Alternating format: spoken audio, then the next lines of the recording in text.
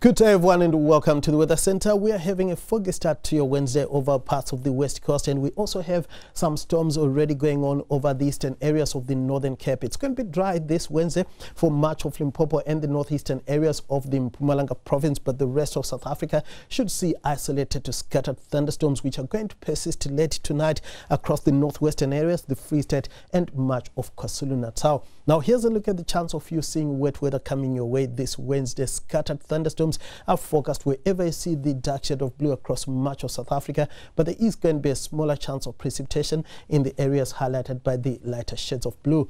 Now you will need to watch out for severe thunderstorms that could produce large hail and damaging winds this Wednesday, where you see the shade of amber over the southeastern interior.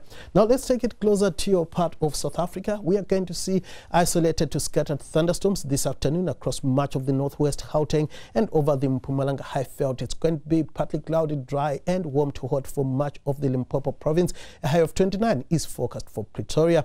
Scattered thunderstorms are forecast across much of the Free State, the Eastern Cape and also over KwaZulu-Natal, where Pietermaritzburg should warm to around 29 degrees this afternoon, hotter as we go towards Bisho and Grahamstown, where highs in the lower 30s are expected. Stormy weather is also forecast along much of the east coast, where most areas will see temperatures reaching the upper 30s. It's going to be pretty breezy between Durban and East London, where winds could gust to 35 kilometers per hour. We are also going to see isolated to scattered thunderstorms over the Western Cape as well as the western areas of the Eastern Cape, and it's going to be pretty hot for these parts of the country with temperatures in the mid to upper 30s.